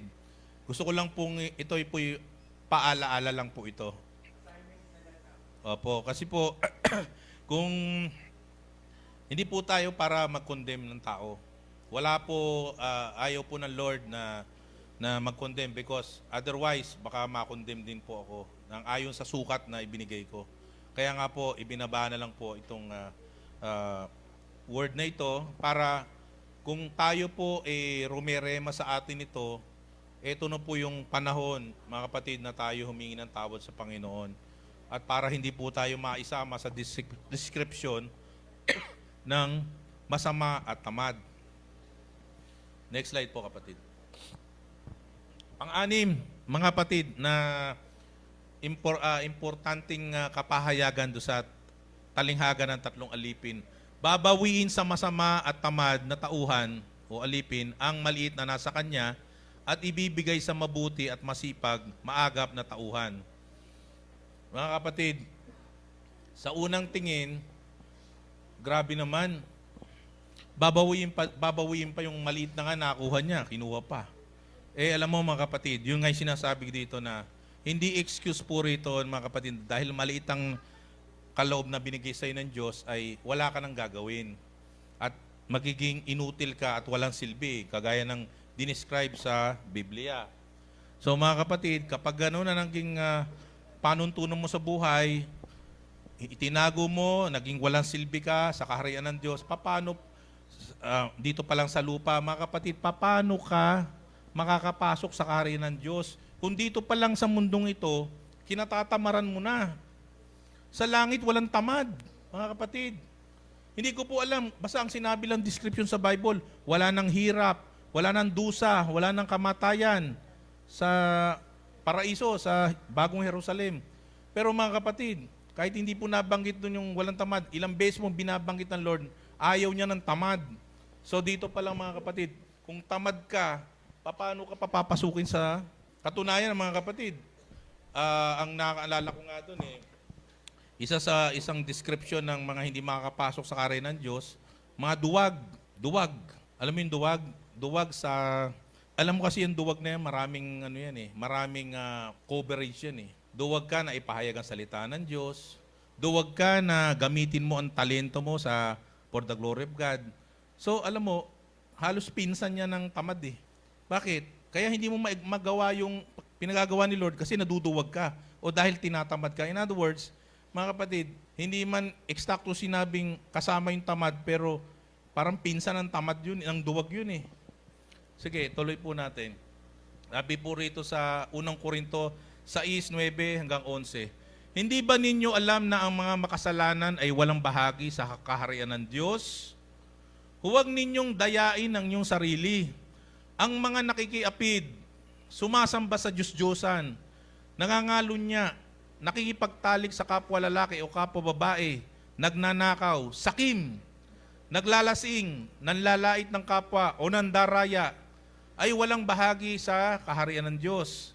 Ganyan ang ilan sa inyo noon, subalit nilinis na kayo sa inyong mga kasalanan at ginawa na kayong banal ng Diyos. Pinawalang sala na kayo sa pangalan ng Panginoon Kristo at sa pamamagitan ng Espiritu ng ating Diyos. So mga kapatid, ito lang dinescribe lang po ito mga kapatid. Kung ano po yung mga kalalagayan ng mga taong mga makasalanan at walang bahagi sa kaharian ng Diyos. So next slide kapatid. Sa Colosas 3:23-25, ano man ang inyong ginagawa, gawin ninyo ng buong puso parang sa Panginoon kayo naglilingkod at hindi sa mga tao. Sapagkat si Kristo ang Panginoong pinaglilingkuran ninyo at alalahanin ninyong pagkakalooban kayo ng Panginoon ng gantimpalang inilaan niya para sa inyo. Ulit-ulit, gantimpala. Ang mga gumagawa ng masama ay pagbabayarin sa kanilang ginawa sapagkat ang Diyos ay walang kinikilingan. So mga kapatid, pag tayo naglingkod sa Diyos at ang kaloob natin, ginamit natin for the glory of God, mga kapatid, gawin natin ito na yung may gigil. Hindi ito natin ginagawa sa mga tao para papurihan tayo ng tao. Hindi po. Ang ating mata po ay nakapokus kay Lord. Gusto natin matuwa si Lord. At katunayan, hindi lang po ako 10 ng aking kamanggagawa. Hindi man po kami talaga, hindi po kami yung kaya namin ginagawa dahil marerewardan kami ni Lord. Ano na po yun? Granted na po yun Kaya namin ginagawa ito, bukod sa natutuwa kaming paglingkuran ng Lord, pangalawa, lalo akong napapalapit kay Lord. Kasi pagka ikaw meron kang responsibilidad sa church, yung katamaran nawawala. Kahit tinatamad na ako, babangon ako. Alam mo, ang Lord may pagtuturo yan, kaya nga gusto niya may mga responsibility tayo sa church eh. Kasi pag may responsibility tayo sa church, hindi ka tatamarin talaga. Dahil kailangan gampanan mo yung tungkuling pinagkaloob sa iyo. Hindi ho dahilan dito na masama pakiramdam ko. Hindi ho dahilan dito na kesyo ganyan, kesyo ganon. Pero ako naman din po, mga kapatid, hindi naman ako perfect. Kaya nga sabi ko, ito ay work in progress. Kaya sinasabi ng aking misis, work in progress. Pero ando doon po yung desire ko na as much as possible, kung kaya lang, magampanan ko. Hindi po magiging excuse na ganito kasi, ganito. So, gawin po natin ito na tayo naglilingkod hindi sa tao, hindi sa karangalan ng tao, kundi sa Diyos. Next slide po, kapatid. Ikapito, ang mayroon ay bibigyan pa, ngunit ang ang kaunting sa kanya ay kukunin pa. So sa Lucas 15:1-2, ito sinasabi, ako ang tunay na puno ng ubas at ang aking ama ang tagapangalaga. Inaalis niya ang bawat sangang hindi nagbubunga. Kasakit, di ba kapatid? Inaalis niya ang bawat sangang hindi nagbubunga. At kanya namang pinuputulan at nililinis ang bawat sangang nagbubunga upang magbunga pa ng lalong sagana. Alam mo mga kapatid, itong verse na to, mga kapatid, marami pong maraming kagamitan po yan. Sapagkat ginagamit din po yan sa dahil hindi ka na po nakapakinabangan sa church, hindi ka na po nagbubunga, at wala ka na pong, masaklap pa nga, kung hindi ka na nga nagbubunga, ikaw pa merong nagkukos ka pa ng mga kung ano-anong mga problema sa church. Alam mo, wala ako sa posisyon na, na i-condemn yung tao. Kaya lang, ang Diyos, ang nakakatakot pag ang Diyos ang humatol. Kasi dito sinasabi ng Panginoon, ang liwanag, inaalis ang bawat sangang hindi nagbubunga. Gusto po ba natin maalis tayo? Wala po mga kapatid na gustong maalis. Katunayan, lahat po tayo ay desirous na makasama, hindi po nakadikit tayo sa puno. Dahil the moment na tayo po'y natanggal sa puno, mamamatay po yun. It will wither away. It will dry up. Tapos, wala na. Kasi, alam mo po, ang buhay natin nakaangklan sa Panginoon. Dinescribe kasi ang punong niya ng Panginoong Jesucristo. Kapag wala na po tayo sa punong niya, tayo po kasi mga branches eh. Kapag po tayo inaalis po dyan, wala na pong wala nang supply ng water, wala nang supply. So, anong mangyayari? Mabubulok, magdadry up, mamamatay. So, si Kristo ang buhay. Kaya nga mga kapatid, ito ini-emphasize talaga dito mga kapatid na huwag nating intayin ng Panginoon Kristo ang humatol.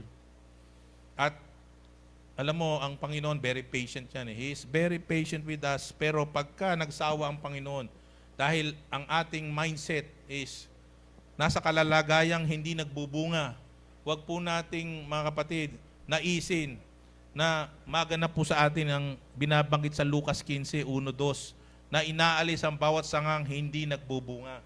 At katunayan sa pagtatanggal ng bungang yan, ito sinasabi, nililinis ang bawat sangang nagbubunga upang magbunga pa ng lalong sagana. Pinuputulan, at nililinis. In other words, yung paglilinis na yon, lalo pa nga magbubunga. Sapagkat, alam niyo po bakit? Kapag kasi ang isang kapatid ay hindi nagbubunga, o sabihin na natin, masakit man sabihin, binanggit naman ng Biblia, tamad. Mga kapatid, nakakahawa yun. Ang katamaran, nakakahawa. Dapat nga nakikita sa kapatid, gigil, mainit. Para nakakahawa yung kainit eh. Pagka nakita kasi tamad-tamad, tatama rin na.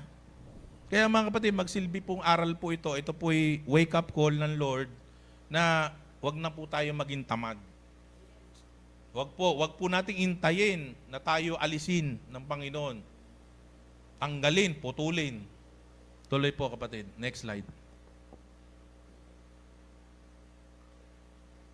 Pang-8, itinapon sa labas ang walang silbing tauhan. Sabi sa Lucas 13:7, dahil dito sinabi niya sa tagapag-alaga ng ubasan, 3 taon na akong pumaparito at naghahanap ng bunga sa punong ito. Ngunit wala akong makita. Putulin mo na't nakakasikip lang yan. Sakit, di ba? Walang bunga. Tulog. Tamad. Ano sabi? Putulin mo't nakakasikip lang yan. Sakit nun. Si Kristo nagsabi yan, yung fig tree yan eh. Walang bunga. 3 taon na ako rito. Parito't pareho pa roon. Naghahanap ng bunga. Wala. Nothing. Mga kapatid, kung hindi man po tayo, wala mo tayong posisyon sa church, hindi tayo manggagawa sa church, tayo lang po ay nakikinig. Mga kapatid, dapat magbubunga tayo. Spread the gospel. Ano ba sabi? Ano ba ang Great Commission? Ipalaganap ang salita ng Diyos. Hindi natin ginagawa. Mga kapatid, tingnan nyo sabi, 3 taon walang bunga. Mga kapatid, umaasa po ang Panginoon na may bunga tayo. Alam mo ba, ito kapatid, wala na pong kinalaman po dito. Alam nyo po ba, ito po, alam nyo po ba yung Iglesia ni Cristo? Alam? Dating daan, yung kay Eli Soriano. Ako po'y dating naging membro niyan. Para sa kalaman ng bawat isa. Pero hindi po issue ito. Hindi po panahon ng testimonial to. Sinasabi ko lang po, na isa sa aral na itinuturo ng dalawang yan, na ang bayang banal, ang Israel, ang New Israel is Philippines. Dahil sa Isaiah, sa libro ng Isaiah, sinabi kasi po doon na hindi na nagbubunga kasi ang bayang Israel, hindi na siya nagbubunga. Ngayon, ililipat ko siya sa isang lugar na nagbubunga, na makikita po ito sa mga pulo-pulong at sa malayong silangan at pulo-pulong lupa. So, it makes sense. Bakit? Dahil sa Far East, tayo lang naman ang pulupulong lupa at tayo lang naman kumikilala sa Panginoon Kristo. So, parang ang totoo. Parang I don't know. Posible din, di ba? Na tayo na nga. Kasi sa kanila, sila daw New Jerusalem. Pero ako naniniwala pa rin na ang Israel ay pinili talaga ng Panginoon. At kung sinabi man na pulupulong lupa, ano po yun? Isang hula po ni Isias yun na sa malayong silangan, meron ding magbubunga na kahalintulad ng Israel na siya po ay magbubunga. At ako naniniwala sa aspetong yon, tayo po yon. Pero hindi po tayo nagde-depart na ang Israel ang bayan ng Panginoong Diyos. Kasi yung po sa dalawang church na yon, hindi na po yung, kasi tumalikod na daw ang Israel eh. Tinalikuran na ang Panginoong Kristo, so Pilipinas na ang tinutukoy na bagong Israel. Pero ako, sa atin po sa church natin, naniniwala po tayo ng Israel ang bayan ng Diyos. At kung nasabi man inihula ni Propeta Isias na may magbubunga sa malayong silangan at pulupong lupa, at kung yun man ay Pilipinas, marami pong salamat, Lord. Kung kami po ang tinutukoy nyo, salamat po, Lord. At kung kami man ang tinutukoy nyo, kung One Spirit Church ang tinutukoy nyo, salamat po, Lord. Bless. Glory be to God. Kung yun po, kasi po ang hinahanap ng Lord, yung nagbubunga. At alam po, isabihin na nagbubunga kay Lord, sinusunod niya ang aral. Walang bawas, walang kulang. Hinihimay ho talaga ito. Hindi po tayo susunod po sa tradisyon ng tao. At hindi po tayo magtuturo na gusto nyo lang marinig ng tenga nyo na sasaya lang kayo pag pumunta kayo sa church. Hindi po. Kung kailangan po, ibaba po rito ang warning. Kung kailangan ibaba po rito ang pagre-rebuke, gagawin po ng mag-angaral. Dahil hindi naman po ako nagsasalita ayon sa aking kagustuhan. Kung ano po ibababa ng Lord, yun lang po ibababa ko. Kaya, ang aking pong samot dalangin, mga kapatid, wag pong ma-open ng mga kapatid. Wag pong sasama ang loob, sapagkat ang pagre-rebuke ng Lord, isang pagtuturo at pagmamahal ng Lord po yun. Dahil ayaw po niya ng Lord na tayo po'y ma-scatter, magkalat-kalat na naman. Tayo po'y nilipas na sa dating maling aral. Inilabas na nga tayo ng Lord. He made a miracle na hindi naman talaga mangyayari yun kung hindi talaga pangyayarihin ng Lord. Dapat ang init-init na natin ngayon. Next slide po, kapatid. Pang-siyam, ayaw ng masama at tamad na tauhan o alipin na magpasakop o maghahari ang Diyos sa kanya, kaya't sila'y susugpuin. So ito sa Isaias 41:11. Narito silang lahat na nanggagalit sa iyo ay mga papahiya at mga lilito. Silang nangakikipaglaban sa iyo ay papanaw at mga papahamak. So mga kapatid, ang mga kasasapitan ng mga kumakalaban sa Diyos, mga kapatid, pagpanaw at kapahamakan. Huwag po nating kalabanin ng Diyos, mga kapatid. Huwag po tayo masama po sa mga tao pong mga masasama at mga kumakalaban sa Diyos. Alam niyo po mga kapatid, ang katuruan ng Diyos, sundin natin ang kalooban niya. Huwag po nating kalabanin ng Diyos. Alam po natin, nakita niyo po mga kapatid, ay binabasa Isaias, kapahamakan at pagpanaw ang nakikipaglaban sa Diyos. Next slide po kapatid. So mga kapatid, papasok na po tayo sa conclusion na po ito. This is just a summarization. Ano po yung aral na mapupulot natin sa talinghaga? Number 1, gamitin ang iyong talento para sa Diyos. Sa Colosas 3:23-24, ito po sinasabi. Ano man ang inyong ginagawa, gawin ninyo ng buong puso na parang sa Panginoon kayo naglilingkod at hindi sa mga tao. Hindi po sa tao tayo naglilingkod, sa Diyos. Kaya yung talento natin, ginagawa po natin to, ini-exercise natin, ginagamit natin sa kapakinabang ng ating kapatiran for the glory of God. Hindi po para sa tao. Kaya nga po, yung sa mga kapatid, yung napapanood nyo sa YouTube na yung mga kanilang mga worship service, ginawang concert. Nakakakita ba kayo sa YouTube? Ginawang concert. At yung iba pa, meron pang sinisipa pa yung Biblia. Ginawang katatawanan. Alam mo mga kapatid, hindi na po talento yun. Dati sa mockery, blasphemy po yun. Huwag po nating, huwag po tayong malito sa talento at mockery. Hindi po yun ang kaloob ng Diyos na ginagawa pong teatriko ang pagsamba. Teatriko. Ngayon, sa Roma 12:11, ito po sinasabi, magpakasipag kayo at huwag maging tamad. Buong puso kayong maglingkod sa Panginoon. Hindi po sinabi itong tamad sa pagtatrabaho, mga kapatid, sa pangkabuhayan. Klarong-klaro po ito, spiritual, mga kapatid, sa Roma 12:11. Magpakasipag kayo at huwag maging tamad. Buong puso kayong maglingkod sa Panginoon. So, ang tinutukoy niyan, yung ating pong service to the Lord. Hindi po kinatatamaran. Bagkus anong in-emphasize, Lord? Maging masipag kayo. At kasama rin po, mga kapatid, yung ating pong paggamit po ng ating talento for the glory of God. Next slide po, kapatid. Pangalawa, manatiling mapagkumbaba sa taglay na talento. Bakit po ibinaba po ito? Itong kababaang loob. Sapagkat yung iba po kasi, mga kapatid, nagpapakalalo. Yung yumayabang, in another term, nabigyan lang ng posisyon, lumaki na ulo. Mga kapatid, wag pong makita sa bawat kapatiran na porke na-assign ka ng leadership, nabigyan ka ng posisyon na malaki sa church, ay yayabang. Sapagkat ayaw ng Diyos ng pagyayabang. Ang mayayabang ibinababa. Ang nagpapakababa itinataas. Kailangan makitaan po sa atin. Kaya nga po sa amin sa church, servant leader lang po ito sa amin. Leader man pong tinatawag pero hindi lang po leader, servant, may description. Kung anong ginawa ng mga apostol noong unang panahon ni Kristo, na sila'y nag-serve, na nagpakababa, ganun din po sa church na ito. Hindi po kami katulad ng ibang mga church na ang nagtuturo o mga worker, taas no, na para bang self-entitled at gustong maka-earn ng earthly praises, earthly title. Wala pong ganoon, brother lang po. Hindi po kami nagpapatawag ng pastor, sapagkat ang tunay na pastor ay ang Panginoon Kristo. Wala po akong karapatan magsabi ako'y pastor. Alam niyo bakit, mga kapatid? Ko? Isang makasalanan.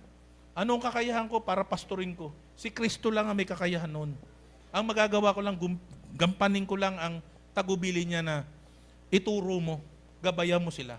At ako, gagabayan ko. Kasi ang tunay na pastor, si Jesus eh. Gagabayan tayo, bawat lakad natin gagabayan. At anumang sinasabi ko rito, gagabayan ako ng Panginoon na ituro mo sa kanilang dapat nyo sabihin. So, hindi ako pastor. Isa lang po akong manggagawa. Isang brother lang po. Hindi po kami nagpapatawag ng father, reverend, minister, o prophet. Hindi po kami nagpapatawag ng gano'n. Sapagkat yun po'y palalo, kayabangan po yun sa Panginoon. Who are you to to call yourself as a prophet, as a reverend, lalo na kung father. Dahil sabi ng Panginoon, dalawa lang ang ama sa natatawagin nyo, ang ama sa langit at ang ama nyo sa lupa, which is ang tatay nyo, biological father. And yet, may nagpapatawag ng father. Tama, mali? Bawal po yun. Bawal na bawal po yun. Kalapastanganan po sa Panginoon Diyos yun. Sabi sa Santiago, sa unang Korinto 4:7, paano kayo nakakahigit sa iba? Hindi ba't lahat ng nasa inyo'y ibinibigay lamang sa inyo ng Diyos?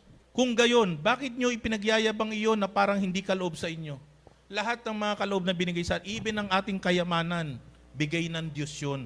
Kaya wag po tayong magmamalaki, lalo kung tayo kumikilala sa Diyos. Kung tayo nabigyan ng kayamanan, wag tayo magmamalaki. Sapagkat, be reminded na yun ay kaloob lamang ng Diyos, na anytime pwedeng bawiin ng Diyos yun. Kaya nga lalo nga na pag ikaw pinayayaman, binibayan, lalo kang dapat maging humble. Dahil pagka nagpalalo ka at nagyabang ka, bawiin ng Diyos yun. Doon ka masyasyak. Sa Santiago 4:6, ito sinasabi, ngunit ang Diyos ay nagbibigay ng higit pang pagpapala. Higit pa. Kaya't sinasabi ng kasulatan, ang Diyos ay laban sa mga mapagmataas, ngunit pinagpapala niya ang mga mapagkumbaba. Kaya wag kayo po mga kapatid, magdadalamhati kung kayo nakakaranas ng kayo inaapi. Kung kayo ang tingin sa inyo ng tao sa lipunan, mababa mga kapatid. Wag kayong magdalamhati sapagkat sabi ng Lord, itaangat kayo ng Lord. Iaangat kayo ng Lord. Mga kapatid, hindi natin tirahan permanente ito. Lilisanin din natin ang mundong ito. May pupuntahan tayo mas magandang lugar. Pero habang tayo nasa mundong ito, nandito ang pakikibaka. We need to finish the race.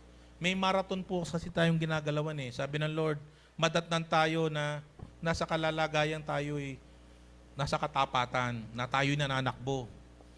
We have to finish the race. Kailangan makuha natin yung finish line. Hanggang sa huling hininga. Hanggang sa huling hininga. Nagtitiwala tayo sa Panginoon. Nagsisilbi tayo sa Panginoon. Huwag tayo madarat ng kapatid na tayo ay lumayo na sa Panginoon, namatatan tayong namatay. Kaya tayo dito, mga kapatid na nandito, ngayong gabi, may mangyari sa atin. Ang ngiti nyo nandito na. Bakit?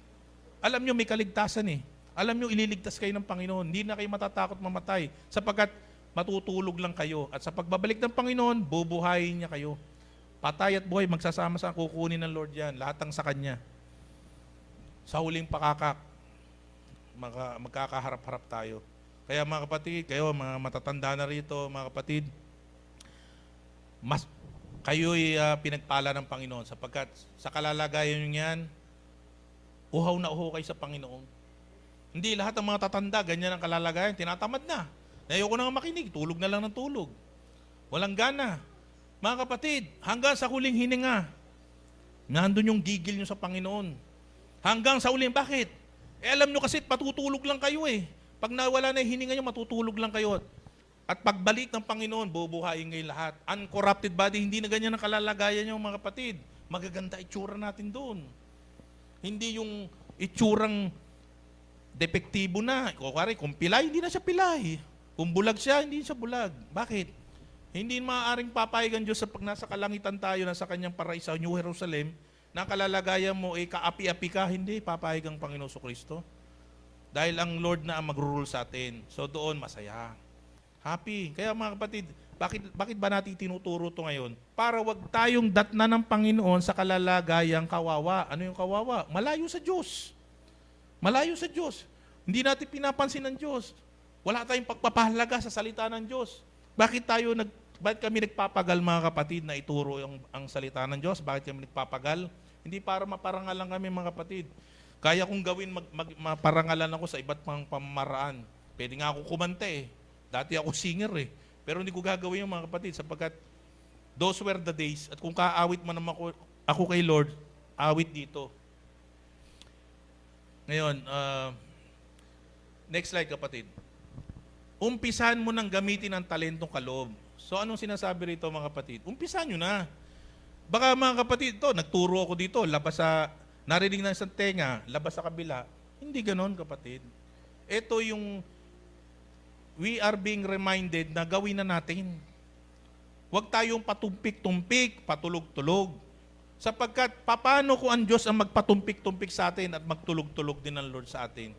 Kaya naalala ko yung kanta kay Gary Valenciano natutulog ba ang Diyos? Diba? Natutulog ba ang Diyos? Natutulog ba? Diba? Sikapin mo, pilitin mong tibayan ng iyong puso. Diba? Oo nga. Kaya napapakanta na ako Ibig sabihin, ang Diyos ba natutulog? Hindi. Laging gising ang Diyos. Bakit? Merong may battle sa spirit world Isa lang na tao ang magbalik sa Diyos. Libo-libong anghel nag-aawitan sa langit. Ganong kahalaga ang bawat isa sa inyo. Huwag mong iisipin na kayo hindi mahalaga rito. Mga kapatid, ang Panginoon, hindi niya kailangan ng pera nyo. Hindi niya kailangan yun. Ang kailangan niya yung katapatan ng bawat isa. Dahil alam niya ng Diyos na merong labanan na gaganap. Hinihila ang bawat isa ng kalaban, malayo sa Panginoon. Didilimin niya ng demonyo ang kaisipan, ididistract ka ng kaaway, lahat ng mga ng pangtetem gagawin sa iyo para malayo ka lamang sa Panginoon. Kaya kahit sa mga kabataang nandito, mga kabataan, maraming mga temptasyon, maraming mga ginagawa ang kabataan ngayon na hindi tama. Mga kapatid, ito sasabihin ko sa inyo, ako'y dumaan din sa pagiging binata sa kabataan ko. Nahila din ako sa iba't ibang uri ng kalokohan. Hindi ko ikinatutuwa yun. Kaya ako sinasabi sa inyo, hindi ako napalalahanan at the time. Kaya nagawa ko yun. Sa awalan ng Panginoon, nakapanumbalik ako sa Kanya. Kaya kayong mga kapatid ng kabataan dito, kung kayo ay nasa kalalagayang wala sa kasamaan, manatili kayo. Ako na nagsasabi sa inyo, hindi mabuting magkasala sa Diyos. Makakatikim ka ng hagupit sa Lord. Naranasan ko yun, kaya itinuturo ko na ito. At sa mga kapatid natin dito na worker at sa mga naninilbihan ko, Lord, ito na yung kapanahunan na magkaroon tayo ng pagbabago, maging masipag tayo, maging mainit tayo sa Panginoon. Hanggat maaari, mga kapatid, no excuses. Kung kayang gawin, gawin. Huwag nang patumpik-tumpik. Hindi na ito pinatatagal. Kaya nga, kapatid na Zendi, isama mo na ako sa worship team. Pagka ako hindi magtuturo, ako aawit. Sige po. Kaya kayo, mga kapatid, nag-i-expect din ng Lord sa inyo. Ikaw kapatid, ano bang Ano bang talento mo, kapatid? Sige nga. Pero lagi ka nakangiti. Yung ngiti mong yan, nakakabuhay. Lumalakas ang yung iba. Parang wala kang problema Yan, talento yan, kapatid. Gamitin mo yan. Di ba? Masaya, di ba? Masaya mukha mo. Pag masaya mukha mo, nawawala yung lungkot ko. Tayo lahat may binigay ng mga biyaya ang Lord. May binigay na talento, gamitin natin yun. Magaling kang magluto. Yan, yung bayaw ko, magaling magluto.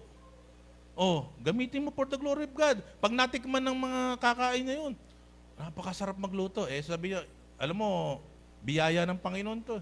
Alam mo, sa lahat ng ginagawa natin, papupuri natin Diyos. Kung nga sinabihan ka, galing mo umawit, si Lord lang yun. Ganun lang. Huwag na sabihin na, talagang pamilya kami ng magaling kumanta Huwag ganon, palalo yun, mga kapatid. Anyway, sige, tuloy po natin. Sabi sa Hebreo 10:24, malapit na po tayo, kapatid. Sikapin din nating gisingin ang damdamin ng bawat isa sa pagmamahal sa kapwa at sa paggawa ng mabuti. Ngayon, mga kapatid, itong Hebreo, kaya po na ibaba ito. Kasi yung ini-emphasize po rito yung verb na gisingin. Ito na po yung panahon na tayo po, mga kapatid, nagigisingan na tayo sa bawat isa. Tatapikin natin ang bawat isa kung nakikita natin ang kapatid nanghihina. Kung ang kapatid natin napapalayo. Kung ang kapatid natin ay para bang meron naman talento, hindi ginagawa. This is high time na tayo'y gigisingin natin ang natutulog nating mga kapatid. Sa Hebreo 3:13, sa halip, mga kapatid, pakinggan, sa magpaalalahanan kayo araw-araw. Araw-araw to, mga kapatid, Araw-araw. Magpaalala, reminder. I-remind ng bawat isa araw-araw. habang ang panahon ay matatawag pang ngayon. Kasi hindi natin alam, baka bukas mga wala na tayo eh. Upang walang sino mang madaya sa iyo ng kasalanan at sa gayoy maging matigas ang puso. Bakit sinasabi ng Bible ito? Alam mo kapatid, pag nagpatumpik-tumpik ka, alam mo na yung kapatid, may ginagawang masama, hindi mo pinupuna, mga kapatid, baka tuluyin ng tumigas ang puso noon at madaya sa kasalanan. Hindi po tayo dapat nag-withheld ng ating bibig para sabihan ng kapatid. Sabi nga nito, magpaalalahan araw-araw. O kapatid, parang ganito yata kapatid. Kapatid, ganito. Hindi na bali sabihin niya makulit ka. Bakit? Ito sinasabi para walang sino mang madaya sa inyong ng kasalanan. At gayoy maging matigas ang puso kasi the moment na hindi mo napapansinin ng kapatid. Dalawa lang yan eh. Iisipin ng kapatid, wala nagke-care sa kanya. Ikalawa, kapag hindi mo pinaalala na iniisip niya, okay lang yung ginagawa niya. So anong mangyayari? Titigas ang puso at madadaya ng kasalanan. Kasi alam mo yung yung isang small sin na sinasabi, maliit daw na kasalanan, kapag hindi na-correct yun, lalaki ng lalaki yun. Lalaki ng lalaki yun. Pag lumaki na yun, yan ay sinasabing daya ng kasalanan. At anong masaklap pag nadaya ka ng kasalanan? Pinakamasakit, titigas ang puso. At pag tumigas ang puso, ano nakakatakot? Kahit na ano pang pangaral dyan, di na makikinig yan. Kaya nga ito, ibababasa inyo. Kapag narinig nyo ang tinig sa Hebreo, pag narinig nyo ang tinig ng Diyos, huwag magmamatigas. Huwag nyong titigasan ang inyong puso. Next slide, kapatid. Tulungan natin ang katawan ni Kristo ng iyong talento at kaloob. Ano ba yung katawan ni Kristo? Tayo. Tayo yung church eh. Ang kabuuan ng mga membro, ang kabuuan ng mga sumasamba. Magtulungan tayo, kapatid. Inaatasan ng bawat isa sa atin na may kanya-kanyang kontribusyon. Nabanggit ko na po sa inyo ang mga maaari nyo i-contribute sa church. Talento, ang inyong mga kaloob. Iba't iba, hindi lang sa church yun. Kahit sa labas ng church. Maging matulungin kayo. Ipalaganap ang salita ng Diyos. Anong sinasabi sa Roma 12:4-5? Kung paanong ang katawan ay binubuo ng maraming bahagi. Maraming bahagi. At magkakaiba ang gawain ng mga ito. Nakita nyo? Hindi pala less important ang isa sa atin dito. Pare-parehas na importante. Dahil iba-iba ang kanilang kaloob eh. Iba-iba ang kanilang gawain.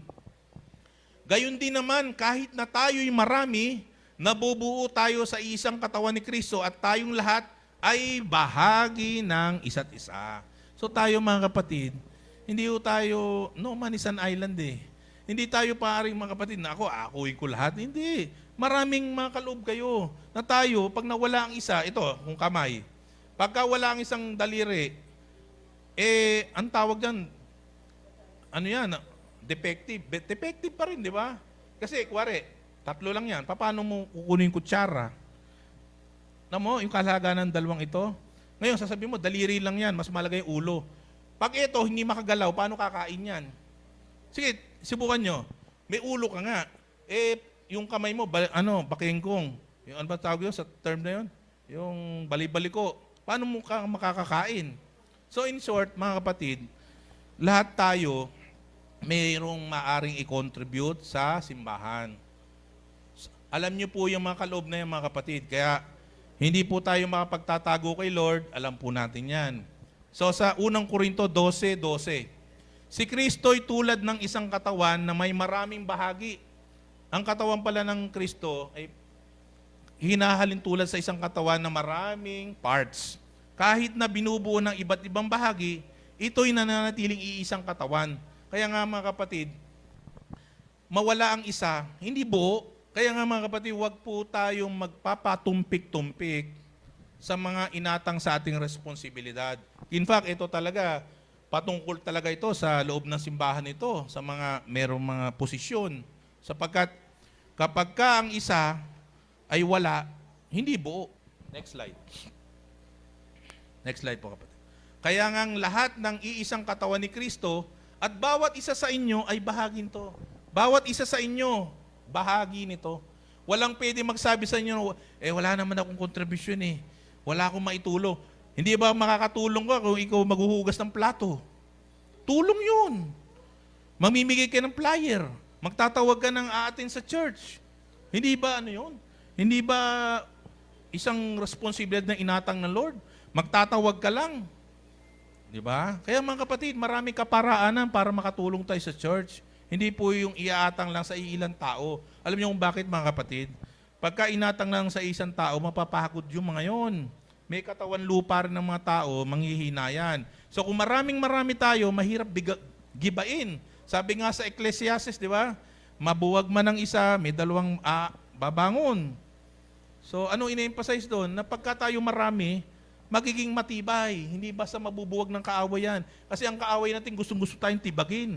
Alam mo paano tumibag ang kaaway? Ito, makinig kayo ha. Iisa-isahin.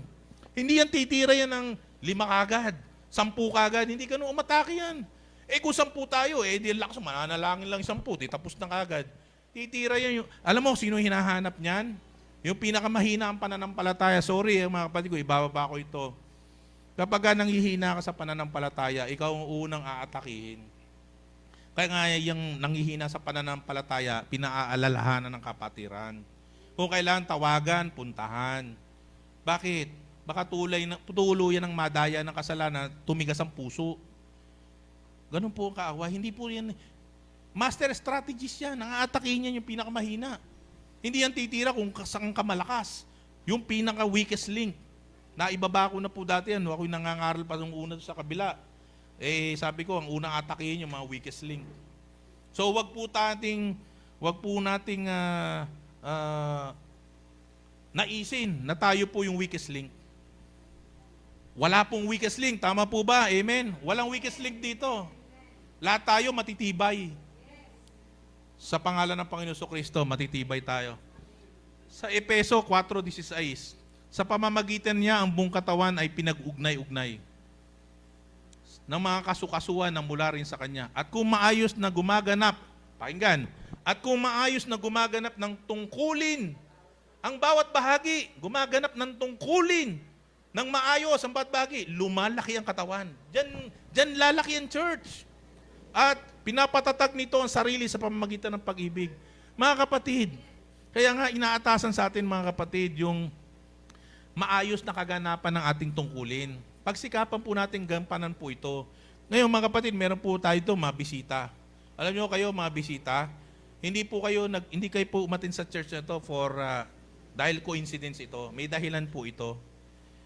Dahil kung talagang kayo, talagang sa kampon ng kaaway, mahihirapan kayo makapunta rito. Dahil titigas ang puso nyo, sintikas ng ng bakal yan. Pero dahil nakarating kayo rito, ibig sabihin nun, pinalambot yan. May nakita Lord, mahina yung grip ng kaaway. Kasi para kayo magkaroon ng desire, makinig ng ganito katagal na pangarap. Tanungin ko kayo mga kapatid, matagal di ba magturo dito? Matagal ba? Sagot. Matagal, di ba? Pero kahit matagal, inaantok ba tayo? Hindi. Bakit? Uho na uho tayo eh.